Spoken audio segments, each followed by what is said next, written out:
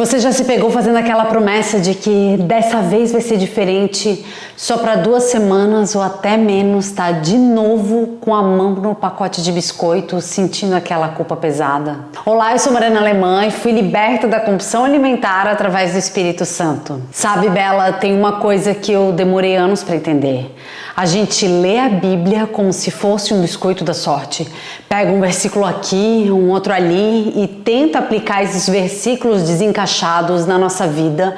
E quando não funciona, a gente fica pensando, Jesus, o que eu tô fazendo de errado? E eu fazia isso direto. Pegava um versículo lindo, colava no espelho do banheiro, repetia ele umas 3 vezes antes de dormir como se fosse uma reza. Mas no dia seguinte continuava com a mesma compulsão e o mesmo ciclo. E tem um trecho da Bíblia que virou praticamente o hino nacional de quem luta com a compulsão alimentar. Romanos 7. Você já deve ter lido porque é um texto bem famoso do que o apóstolo Paulo, quando ele diz assim: o bem que eu quero fazer eu não faço, mas o mal que eu não quero, esse sim eu faço. Pronto. A gente lê isso e logo pensa, meu Deus, tá vendo? Se até o apóstolo Paulo passou a vida inteira nessa guerra, quem que sou eu? Só que aqui que tá o problema. Quando a gente para a leitura ali no capítulo 7, a gente perde completamente o final da história.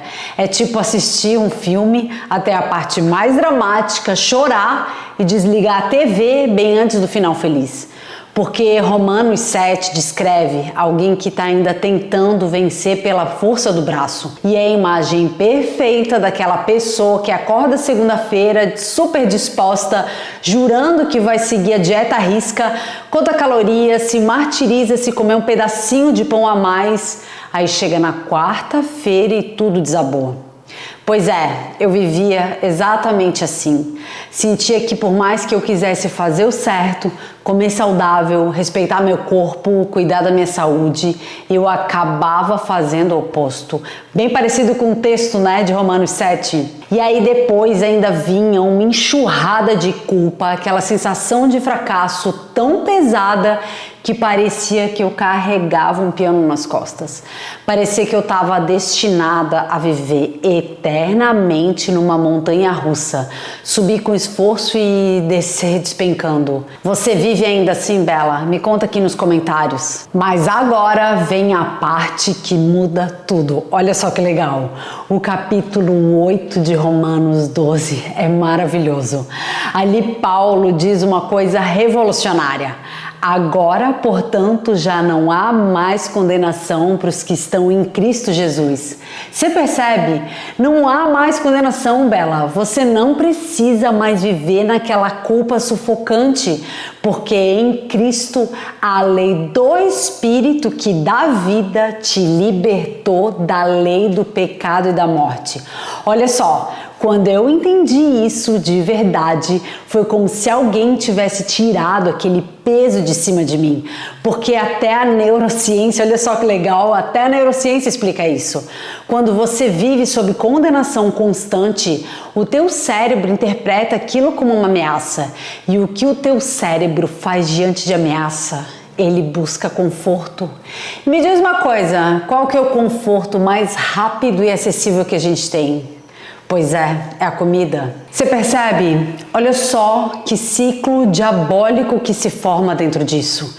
Você come compulsivamente, se sente culpada, essa culpa ativa o sistema de estresse do teu cérebro e quando o cérebro está estressado, ele pede mais comida. É um loop infinito, você fica girando nisso. E a Bíblia já sabia disso há 2000 anos atrás, quando Paulo descreveu essa nossa guerra interna. Mas aqui está o ponto máximo que eu quero chegar nesse vídeo e eu quero que você, Bela, grave isso no seu coração. Jesus já venceu essa batalha. Como assim, Morena? Jesus venceu a batalha da dieta? Presta atenção. Ele cumpriu toda a lei.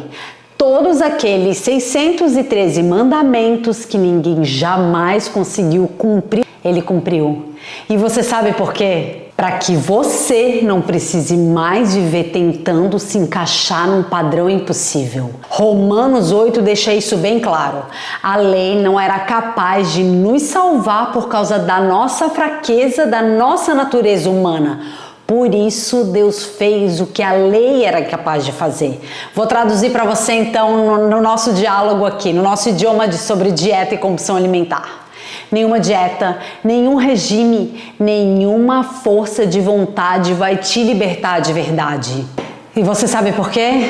Porque o problema não está no teu prato. O problema está na tua mente, no seu coração, nas feridas emocionais que você vem tentando curar com a comida. E quando o Espírito Santo passa a habitar em você, é ele que começa a trabalhar dentro de você. Não é mais você lutando para controlar os seus desejos. É ele transformando os seus desejos. É ele curando as raízes daquilo que te faz buscar conforto na comida. E aí, Bela, você finalmente sai daquela guerra eterna entre o que você quer fazer e o que você acaba fazendo. A obra agora é do Espírito Santo transformando você, curando você, libertando você de dentro para fora. Não é mais comportamental de fora para dentro. É ele transformando a tua mente, fazendo isso dentro de você. Então, se você se identifica com Romanos 7, se você tá naquela de eu quero parar de comer compulsivamente, mas não consigo, eu tenho uma notícia boa para você. Você não precisa ficar presa nesse capítulo. Vira a página, Bela. Lê Romanos 8, porque ali está a tua liberdade. Ali está a promessa de que você pode viver de um jeito totalmente diferente. Não pelo teu esforço, mas pelo poder do Espírito Santo agindo em você. E olha, isso aqui não é papo motivacional vazio. É real, é possível, porque quando você entende a vitória que já foi conquistada na cruz, você para de tentar vencer sozinha e começa a descansar nele. E é nesse descanso que a transformação verdadeira acontece. Um beijo pra você!